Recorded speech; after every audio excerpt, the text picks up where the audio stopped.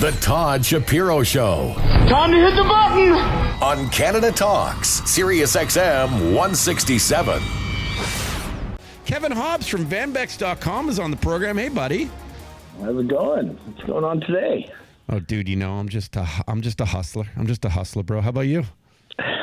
You know what? I feel like the same thing. I'm running around like crazy, getting prepared to, come your way. Be in the T-Dot next week. Yeah, you're in Vancouver. What's in Toronto next week that you're popping down here this way?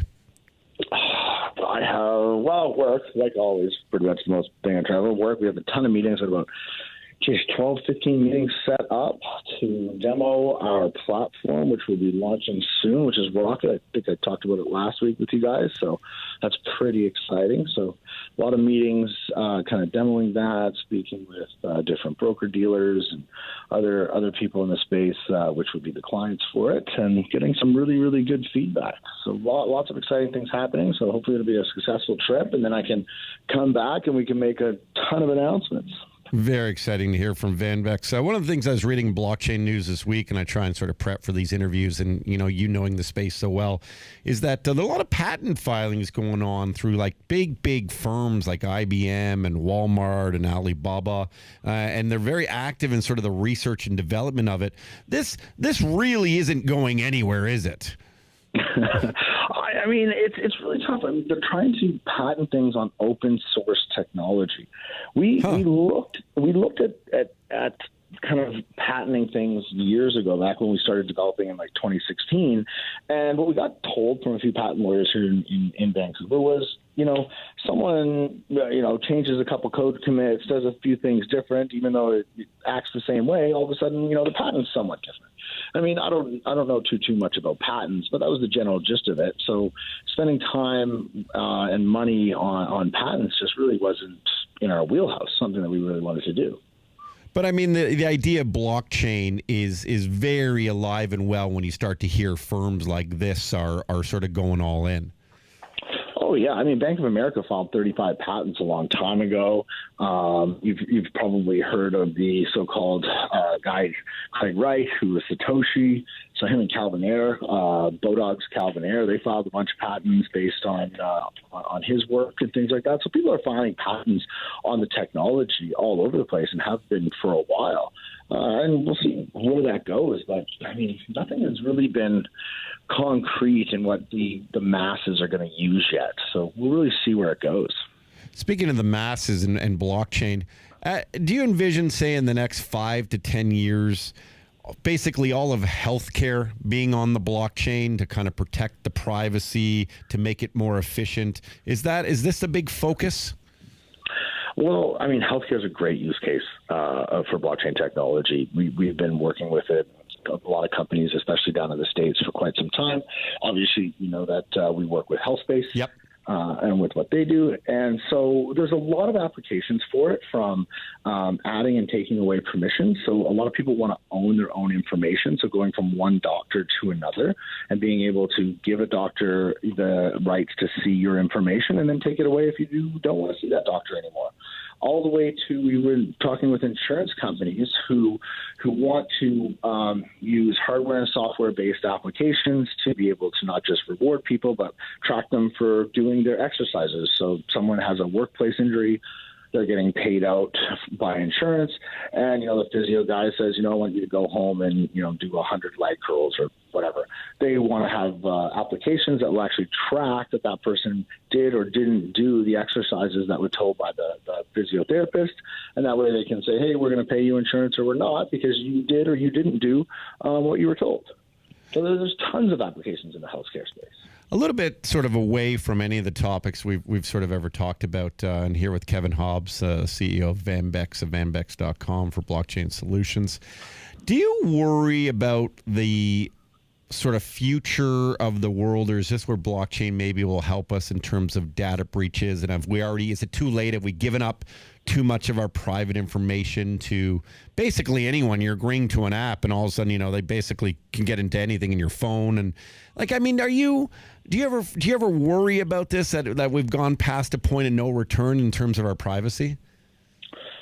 Well, no, I don't think I ever think that we've gone past the point of no return anytime. And we're always creating everything we do every single day. We're creating new information, new experiences, new things that could be shared, not shared, learned. So we're always doing that, and so better ways to protect that and own your own IP, I think, is super important, and I think it's only going to get more and more important as things go on. And basically now, like, you are your own business. That's why you have your influencers on social media. They become Instagram celebrities and models overnight, and then people are now paying them just to kind of tweet about their business or put up a post about their business. They become a company just based on their own IP. Musicians, artists, all of this stuff. And blockchain technology just gives us the ability to secure it and transfer it and share it. Kevin, I noticed also, about Samsung Galaxy, the Galaxy S10 had the blockchain wallet that supports Ethereum and not Bitcoin.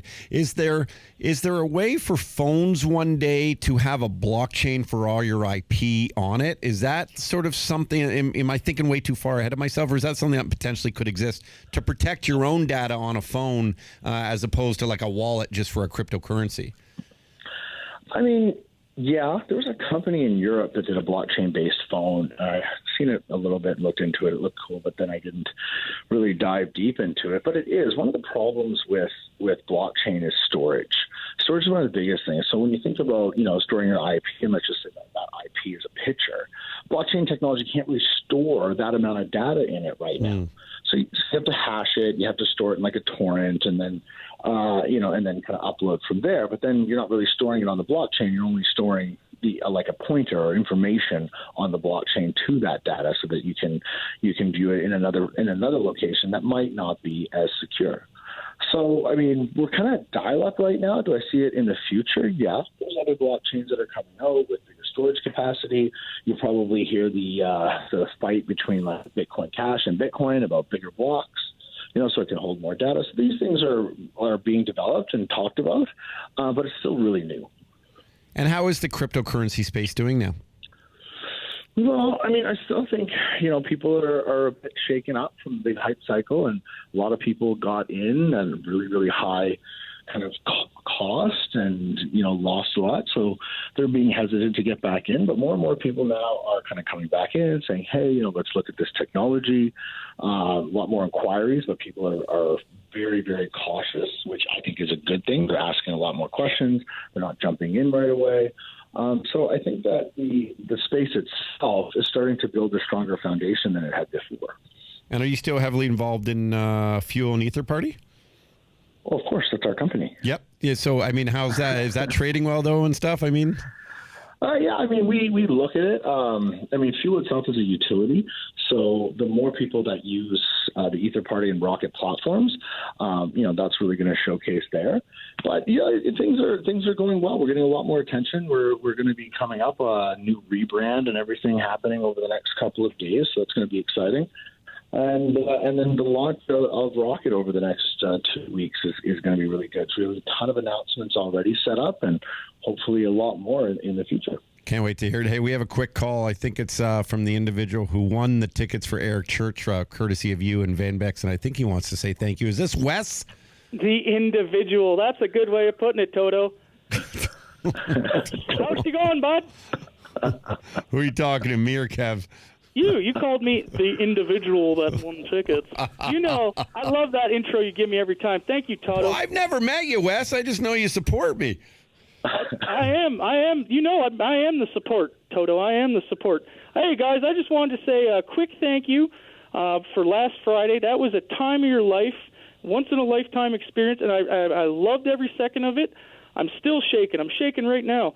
My hands are getting sweaty again, and I'm not even calling in to win something. I'm just calling to say thank you, guys. Kevin, I really appreciate it, man. I had an awesome time, and I do have one question, though.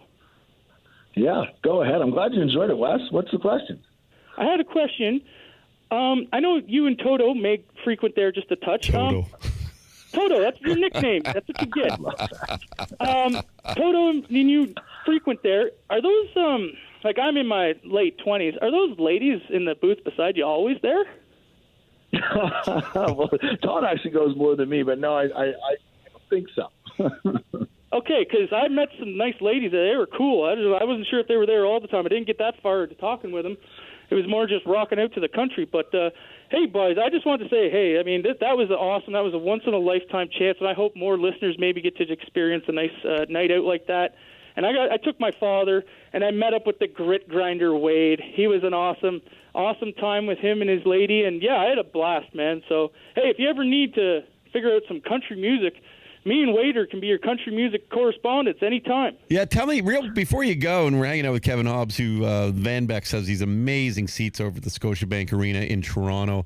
It's like a mini private box, and you get to have the dinner and the wine, and it's sort of, and then you're real close to the action, whether it's games or concerts, and 4 seats. It feels very like intimate. It's not like those big boxes where you kind of just got to go and socialize, not really pay attention to the event going on. And that's what's so great about this. It's a mix of both. You get to be intimate with the people you're with and also the show. But Wes, I don't know a ton about country, and I don't think I realized how popular Eric Church was. If I did, I might have just pretended I gave these tickets away and sold them or something. But it was this was a big deal I saw online after. I was following it a little bit. This guy's huge. Oh yeah, he's like, he did not have any opening acts. It was just him. Like, nobody opened for him. He went on, played from like 8:15, rocked out to like 11:30. It was amazing. It was and they did back-to-back shows, back-to-back nights, and yeah, no, he's been around for a good tenure. I'll tell you that for free. Well, thanks. Well, are you a fan, Kev? I do like some country music. I haven't heard too much of Eric Church, but I do like Sam Hunt, some of these guys. But yeah. Awesome. Well, Wes, I'm really glad that you enjoyed it, dude, and thanks for calling us to say thank you. It's quite a gentleman you are, my friend. Well, thank you, Toto, and maybe Kevin. Maybe one night me and you can leave the lights on there if you're a big Sam Hunt fan. You know, maybe one night me and Kevin can leave the lights on. Yeah, alrighty? Nice. All right. Thanks, Wes. All right, boys. We'll talk to you later on. What a beauty. Wes the mess. Oh, man. Oh, that's awesome. That guy's great. Oh, he is great. Well, Kev, listen, dude, we really look forward. It'd be nice to get you back in studio. It's been far too long, and you've been such a supporter of the program. We're always so grateful everything that you and Vanbex does for us, and of course, giving back to the listeners as well, and maybe even another giveaway at some point. But thank you, my friend. And next week in studio, we're gonna have some fun and then go for dinner after. For sure, buddy. We'll see you next week. Thanks again. Cheers, dude. Kevin Hobbs, everybody. This is the Todd Shapiro Show on Canada Talks, SiriusXM 167.